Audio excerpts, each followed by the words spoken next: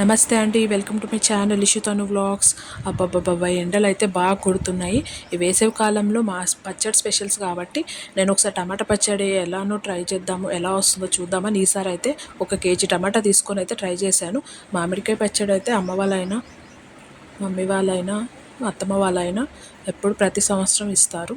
ఈసారి ఏమో తెలియదు, కాకపోతే ఈసారి ట్రై చేశాను. టమాటా పచ్చడి అయితే ఎలా వచ్చిందో లాస్ట్లో మీరే చెప్పండి. 1 కేజీ టమాటా అలా క్లీన్ చేసుకొని తడి లేకుండా ఆరబెట్టుకోవాలి. ఎండకు ఆరబెట్టుకున్న తర్వాత అవి తగినంత సైజులో కోసి ఉప్పు పసుపు వేసి ఫ్రై చేసుకోవాలి. అందులోనే ఇప్పుడు మనం పిడికెటంత చింతపండు తీసుకున్నాం కదా, అది కూడా అందులోనే ఫ్రై చేసుకోండి.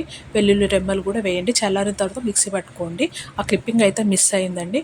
అలా కొంచెం దగ్గరకు అయితే నుజ్జు అయ్యేదాకా ఫ్రై చేసుకోండి. మిక్సీ పట్టుకున్న తర్వాత అందులోనే కారం, ఉప్పు, మనము మెంతులు ఆవాల పొడి మిక్సీ పట్టుకున్నాం కదా, 1 స్పూన్ మెంతులు, 2 స్పూన్స్ ఆవాలు అయితే మిక్సీ పట్టుకోవాలి. మెంతులు అయితే ఎక్కువ వేసుకోకండి, చేదు వచ్చేస్తుంది. తర్వాత పోపు వేసేసుకోవాలి. 1/2 కేజీ ఆయిల్ అయితే పడుతుంది 1 కేజీకి.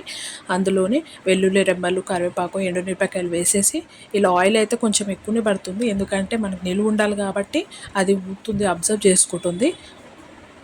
పెట్టేసుకొని కలిపేసుకోండి. గ్లాస్ కంటైనర్లో స్టోర్ చేసుకోవడమే. అయిపోయింది. లాస్ట్కి అయితే ఇలా ప్యాన్లో వేడివేడి అన్నం కలుపుకొని అలా ముద్ద పెట్టుకుంటుంటే అబ్బబ్బా, అలా కొంచెం నెయ్యి కూడా వేసుకోండి, చాలా బాగుంటుంది. ఓకేనా, మీరు ట్రై చేయండి. ట్రై చేసి ఎలా ఉందో కామెంట్ చేసి చెప్పండి. అయిపోయింది. ఇంత చిన్న ఈజీ సింపుల్ ప్రాసెస్లో అయిపోతుంది.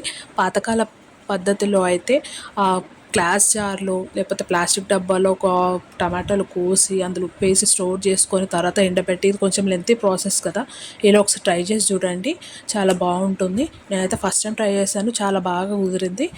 మీకు కనుక పచ్చడి నచ్చినట్టయితే లైక్ చేసి షేర్ చేయండి, సబ్స్క్రైబ్ చేసుకోండి. Thank you for watching. Bye.